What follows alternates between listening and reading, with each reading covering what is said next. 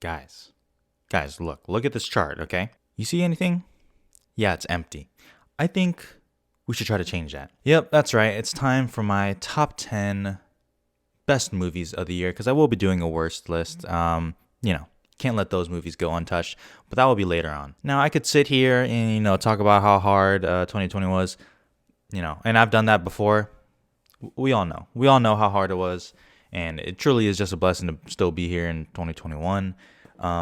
But contrary to popular belief, movies still came out last year, and a lot of them. As of recording, I have watched 101 2020 movies. Holy shit, that's the most I've ever watched, and it's because I had a lot of time. Now, I don't like to waste a lot of time talking in the intro. Let me just get 3 quick little rules out the way, because I tend to look at myself as like not a perfectionist, like a purist when it comes to this list. So 1, Hamilton and other filmed Broadway or just musical shows do not count. I don't consider them movies. That's no shade to them. It's just they're just filmed plays basically, and they wouldn't have made my top 10 anyway. 2, I do include the individual films from the Small Axe series from Steve McQueen. So, for example, Mangrove, Lovers Rock, etc. Those are films, but I don't count Small Axe in its entirety as a film, if that makes sense. And lastly, 3, if it did have at least a 1-week qualifying release in 2020 that was available to the general public, and I'm not talking about film festivals, whether it's virtual cinemas or theaters, whatever, I do count it as a 2020 movie. Basically, that's referring to No Man's Land, Manari, The Father, etc. Okay, let's start with number 10.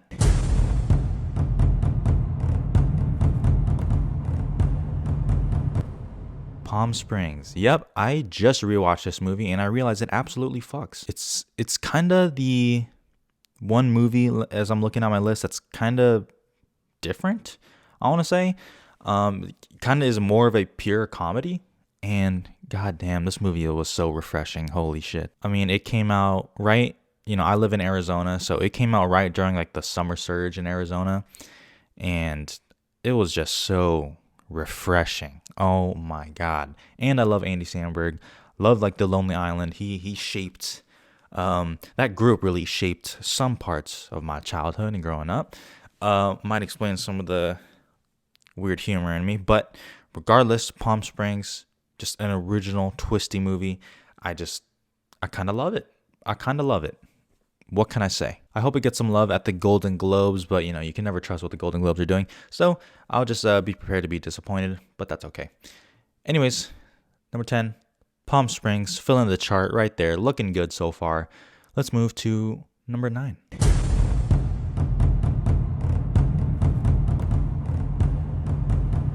Yep, The Invisible Man. This was back when I went to the theater frequently. I saw it twice in theaters, and it was awesome. And, maybe that has kind of influenced my opinion on the movie, but I don't think so, because I watched it again with my friends just on TV, and it was still pretty damn good. Listen, are there plot holes? Is this a perfect movie? Those are 2 different questions. Are there plot holes? Yes. Is it a perfect movie? No. I don't care. I don't give a shit. I really don't. There's just too much good in this movie. I think Lee Whannell is a fantastic director who has a lot of style to it. I'm really interested to see how he's gonna do next. I know he's, I think, doing like The Wolfman with Ryan Gosling. Ryan Gosling? Yeah, I'm in. Invisible Man, just attention ass movie. Stress, the sound design. I wish I was kind of getting talked about more for the Oscars, but I know that's probably not gonna happen. Invisible Man, I enjoyed it too much to leave it off my list. Sorry. And in a way, it almost makes me nostalgic because, like I said, theaters. So yeah, that's number 9, filling the chart, The Invisible Man. What a movie, on HBO Max, I believe, still. Okay, let's move on to number 8.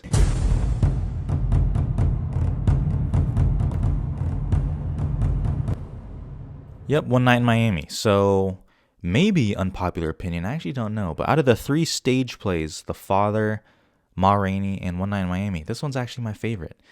Is it perfect? No, it's not. I don't think any of these movies are perfect, okay? But similar to what I said with The Invisible Man, I don't care. I don't care. Check out my review if you haven't seen it. But the first act I think starts off a little slow, a little clumsy, a little clunky, and it just takes off. As soon as they get on the rooftop throughout the movie, I'm in. I'm locked in. I am locked in. I think the performances are great. The dialogue is great. It really gets you thinking. It's like pretty riveting. And if I'm being honest, I just prefer these kind of movies. A lot of people said this is just a movie of people talking. Yeah, and it's fucking awesome. So One Night in Miami at number 8. I'm happy with that. Let's go to a divisive pick at number 7.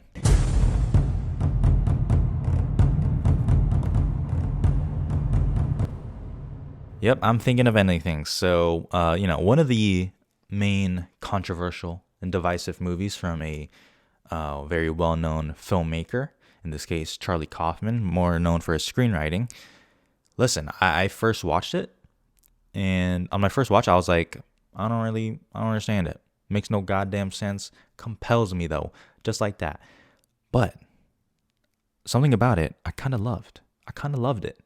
And then I went to sleep, woke up the next morning, watched it again, and I'm like, yeah, yes. Yep, I have this movie in the palm of my hands. I understand what's going on, and I love it even more. I'm thinking of anything as a truly fascinating movie. Like every time I see it scrolling by on Netflix, I'm always tempted to just watch it again, or at least watch a trailer or something. I mean, one, it's a beautiful ass movie and a well acted one. It's so many layers, like Shrek said, it's like an onion, you just got to peel back the layers. That's exactly how I feel about it. I love it. I'm thinking of anything's at number 7, looking good right there. All right, on to number 6.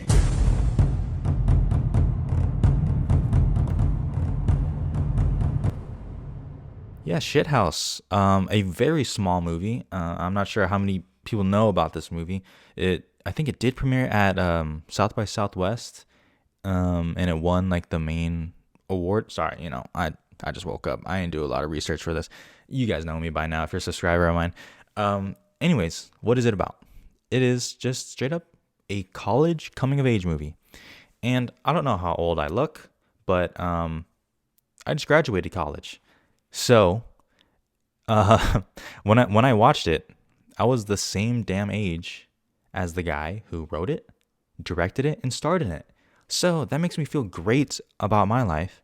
But anyways, this is probably one of the best coming of age movies I've seen in a while, probably since 8th grade. And obviously, I think it helps that I was about the same age and kind of going through the same thing at the time when I watched it. It really, on the risk of sounding corny, it spoke to me. I related to it so hard. It was funny. It was engaging. I mean, I kind of want to watch it right now as I'm talking about it. There are things said between the two main characters that I've had that conversation, and it was kind of weird watching a movie like that. So I highly recommend it. I think it's a really good movie. And if you don't like it now, wait till you're in college. Or if you're already out of college, watch it anyways. Basically, watch the damn movie. Okay, number 6, Shithouse. I think it's great. Number 5.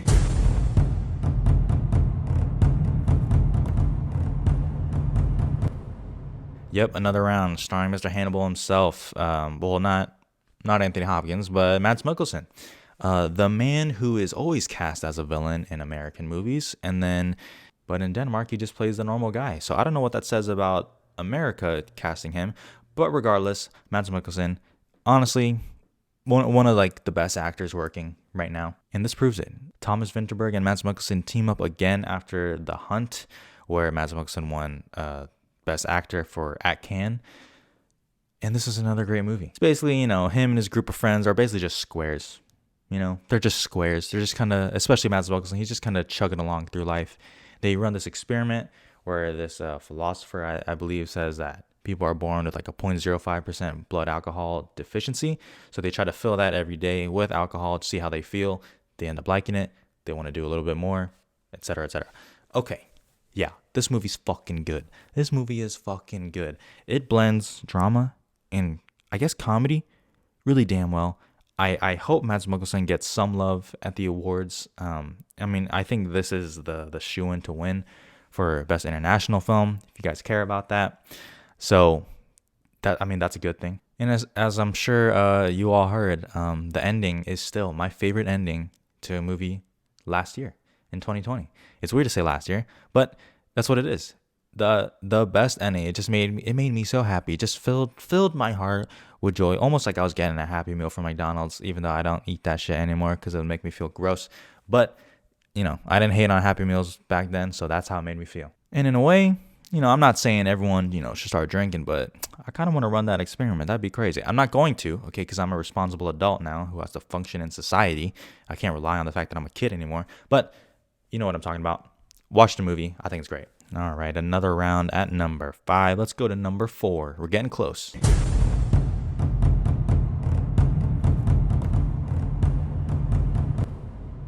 Yep, the first appearance from the Small Axe series, Mangrove. Many people believe that this is the best one, at least in terms of averaging out their ratings, really between this and Lovers Rock. But I went with Mangrove, and if you kind of know me, if you've been following my channel for a bit, you know that courtroom dramas are my absolute shit. Maybe it's because, my dad had a profession regarding there in the courtroom, but I just love it. I absolutely love it, and Mangrove is no different. I mean, Steve McQueen is like a master filmmaker at this point. I mean, I watched 12 Years a Slave for the first time last year. What a movie that was. He's just an amazing director. What can I say? And Mangrove is no exception to that. It made you angry. At the end of the day, it also kind of made you, I don't know, I guess hopeful while still having a lingering feeling of dread and despair. So, he really got that shit down. I mean, this movie was incredible. Incredible. It's great. Please watch it on Amazon Prime. It's definitely worth your time. Alrighty, so let's slide Mangrove in at number 4 right there, and then let's go to number 3.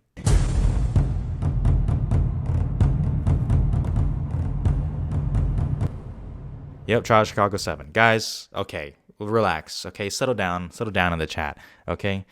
Listen, I know that Chicago 7 seems to be kind of not liked by cinephiles alike. I don't care. Fuck you. I'll stand by it. Is this like the perfect movie? No. If I'm being honest, I think Mangrove is a better made movie. Okay? I think it's a more well-made movie. I think Steve McQueen is a much better director than Aaron Sorkin. I mean, this is only Aaron Sorkin's second movie that he directed, so I'm not expecting anything that great. But you know what I'm talking about. But even though Mangrove is a more well-made movie, and I know this may sound weird to say considering the subject matter, but Chicago 7 is just more like entertaining. Is that a fucked up word to say for a subject matter like that? But you know me. Okay, I just said I love courtroom dramas. This is one of them. And once again, if you know me, check out my review on this movie. I love Aaron Sorkin. Aaron Sorkin is my favorite writer, hands down, not even close, okay? So when a movie is going like this, and it's courtroom drama with Sorkin dialogue, how am I not going to like it? You tell me, how am I not going to like it? And I didn't like it. I loved it, okay? I did. Would this be boring if it won Best Picture? Yeah, it would. It would be boring. At the same time, I'll take this winning over something like Green Book winning, right? I don't want another fuck up, okay? I don't. And maybe this is the Green Book for some people. I'm sorry you feel that way. I think that's a little bit harsh. But regardless, Chicago 7, it was too much of my shit to leave it off. And I got to be honest, Chicago 7 and then my number 2, number 1, they could have been exchanged for each other, okay? But I spent way too much time thinking about this list, honestly, that I set it on it there. So Chicago 7 at number 3. Let's go to number 2.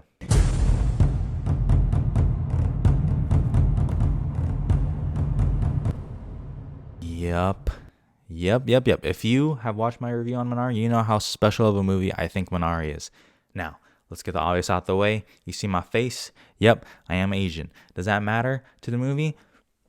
Maybe, but I don't think so, because this is still an amazing movie. I am fortunate that I had a chance to watch this multiple times in 2020, and I hope you all watch it when it comes out on February if you haven't seen it already. I know a lot of people have already. This is an amazing movie. This is an amazing movie. An Asian family really trying to, get settled in America, trying to achieve the American dream. Yeah. Yeah. Yes. The acting is fantastic. The direction is fantastic. The cinematography is fantastic. I mean, it kind of did hit close to home, and at the end, it's just, I don't know. It just overwhelms you kind of with the feels, and it's not even like trying to make you cry. And I'm sure some people won't cry, but goddamn, this was a beautiful movie. And I know that sounds pretentious as fuck. I mean, you can watch a trailer and some people will think this is beautiful, they're gonna cry, and some people will be like, oh great, it's gonna be really boring. It's not boring, okay? It's not boring. Nothing. There are very few things I hate more than a boring movie, okay? I'd rather watch an actively bad movie than a boring movie, okay? This is not one of those. I think Manari is a very special movie. I hope it gets love at the Oscars. Please watch it in February if you haven't already, or give it a rewatch. But yeah, Manari, special movie at number 2. All right, so before I reveal my number 1, time for some honorable mentions. We're gonna go through this really quick. I might not even talk about some of them, but I'll just name a few honorable mentions, and this is in no particular order. Boy State, my favorite documentary of the year. I think it's fantastic. Watch it on Apple TV Plus if you have it, or just online. It's amazing. Never Really, Sometimes Always, kind of the go-to when I think of an indie drama or really an indie film of last year. I think it's amazing. Powerful movie. The Climb. I had The Climb at my number 10 spot for a bit, and then I kind of rewatched Palm Springs and it's down. The Climb, indie comedy, my kind of humor, long takes. It's actually really well done. Go watch it. First Cow, a movie I was nervous about being a 2-hour boring movie, but I actually found it pretty damn good. Story about friendship. I was kind of blue-balled by the cow a little bit because the cow is not in the movie a lot, but that's okay. I'm A24's bitch. Lovers Rock, I mentioned it briefly with Mangrove. I think it's a great movie. Kind of makes me miss parties, even though I'm not a partier at all. I actually kind of hate it. Don't know if I'll ever be in a crowded room again, but you know what I'm talking about. It's a good movie. Promising Young Woman, a movie that might, as time kind of goes on, might slowly start creeping up again. Kind of a fascinating movie that takes a lot of risk. Carey Mulligan, I love. Check out my review.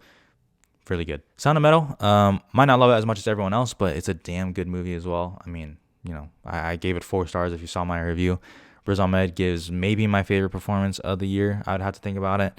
Yeah, just a great fucking movie. I hope Paul Raci gets in. Mank, another controversial movie. Yeah, I love David Fincher. I was lucky enough to see Mank in the theater. No one else was there, which was cool. Maybe that definitely helped my viewing experience because I wasn't distracted by like my phone or anything. But I could see why people think it's boring. I thought it was pretty engaging. I was really sucked into the world.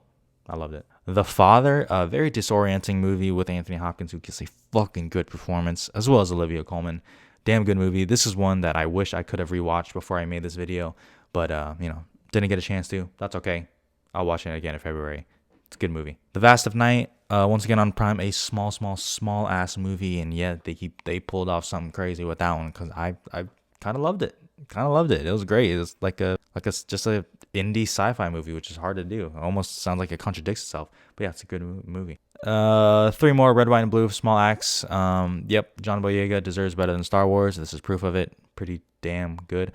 On the Rocks, if you see my review, just a movie that just made me happy. I'm very surprised at the audience score by it.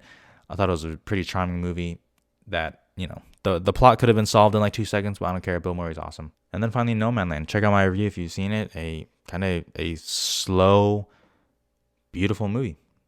And it's raw, it's real, and it shows kindness kind of in a way. I don't certainly love it as much as everyone else, but good enough to be on my honorable mention. So congratulations. All right. I'm surprised at how long this video is. I did not expect it to be that long. Let's go to number 1.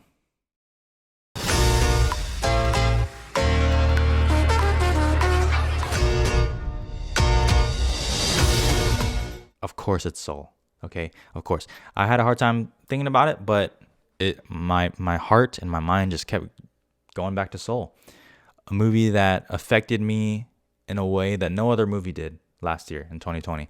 Truly made me feel things, and I'm planning to do a bigger video on Soul, if everything goes according to plan for me. But especially last year and kind of what we're going through now still with COVID and everything like that. I think a movie like Soul was kind of needed, and I hate when people say, this is the movie we need right now. I hate when people say that. I can't help but feel that way with Soul, and I know for a lot of my friends who watched it, it really impacted them and it really impacted me. I think it's amazing what animation can do, and I think I got to start saying Pete Docter is one of my favorite directors now, if people ask, because he's made only bangers.